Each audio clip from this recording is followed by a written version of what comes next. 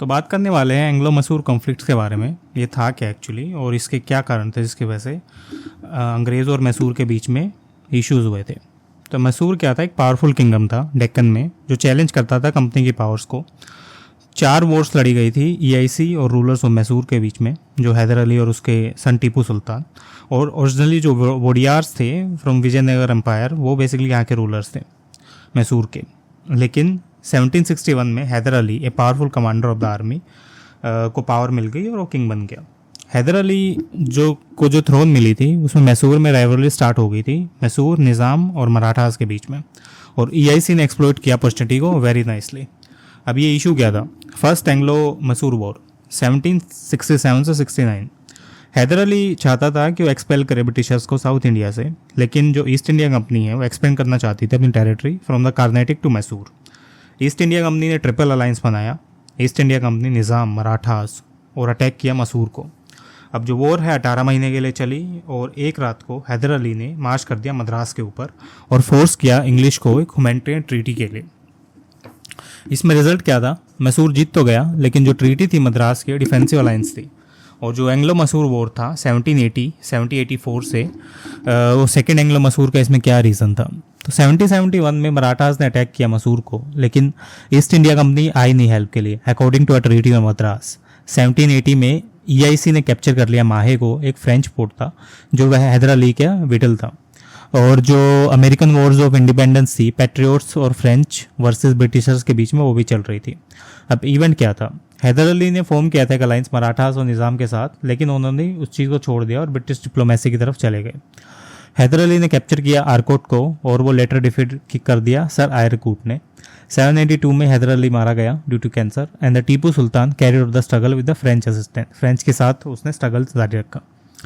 अब 1783 में independence of America के साथ जो ट्रीटी ऑफ पेरिस है वो साइन की गई फ्रांस और इंग्लैंड के बीच में, और क्राउन किया गया ऑर्डर्स को कि ईआईसी फोर्सेस करेगी सू करने के लिए और पीस करने के लिए।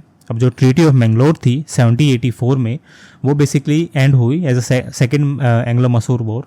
उस टाइम पे ट्रीटी ऑफ मैंगलोर साइन की गई और जो स्टेट मलेट था, psychological defeat for the English as a Tipu dictated the terms of treaty. Basically Tipu की जो टर्म्स थी ट्रीटी की वो काफ़ी हेल्पफुल थी उसके लिए। अब टीपू सुल्तान कौन था, उसने एक मिलिट्री मैनुअल लिखा था, फादर मुजाहिदीन।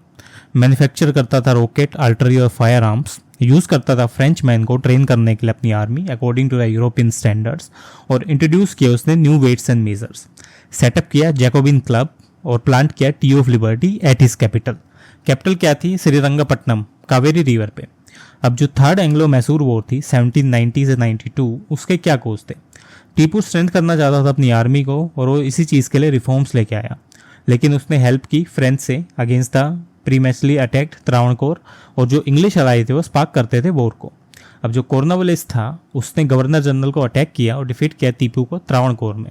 और जो ट्रिपल अलायंस थी इंग्लिश और मराठास के बीच में, निज़ाम्स के बीच में, वो अटैक किया टीपू को उसकी कैपिटल पे श्रीरंगपट्टनम। टीपू डिफीटेड हुआ वहाँ पे और साइन की उसने ट्रीटी ऑफ श्रीरंगपट्टनम।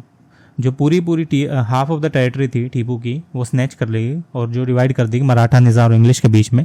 जो राजा था कुर्क का, उसको इंडिपेंडेंस दे दी गई टीपू से, और जो वो इंडेमिनिटी थी 3 करोड़ रुपए की, वो दी गई।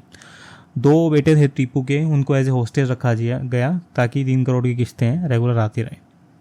अब फोर्थ एंग्लो मैसूर वॉर क्या था, टीपू ने ट्राई किया कि अलायंस करे अरब, टर्क्स और अफगानिस्तान के साथ डिफीट करने के लिए ब्रिटिशर्स को, लेकिन वो फेल हो गया। उसने एक जैकोबिन क्लब स्टार्ट किया और प्लांट किया एक ट्री ऑफ लिबर्टी, जिसमें ब्रिटिशर्स के साथ कोशिश किया कि फ्रेंच रेवोल्यूशन स्प्रेड होगा इंडिया में। टीपू को एक बेटर फ्रेंडशिप मिली फ्रॉम द नेपोलियन बोनापार्टे, और वो जो प्लानिंग कर रहे थे, और जो नेपोलियन का first most famous army general था उस टाइम पे, लेकिन उससे आज तक कोई वॉर नहीं हारी थी, लेकिन वो इजिप्ट में फंसा रह गया।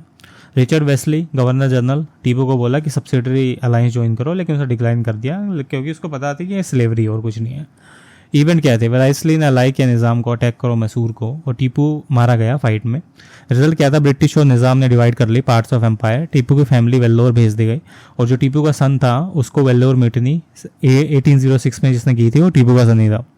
फर्स्ट एवर लार्ज स्केल सिपाही म्यूटिनी थी ये कंपनी के रूल में, और 5 ईयर ओल्ड कृष्णा राजा सेकेंड वडायर किंगडम से उसको किंग बनाया गया। मैसूर ने एक्सेप्ट कर ली सब्सिडरी अलायंस, और उसी के साथ ही मैसूर का चैप्टर खत्म हो गया ईस्ट इंडिया कंपनी के साथ। तो ये चारों की चारों जो वॉर थी ये लड़ी गई और इसी में मैसूर खत्म हो गया। तो मिलते हैं नेक्स्ट वीडियो में। चैनल को सब्सक्राइब करिए बेटर कंटेंट के लिए।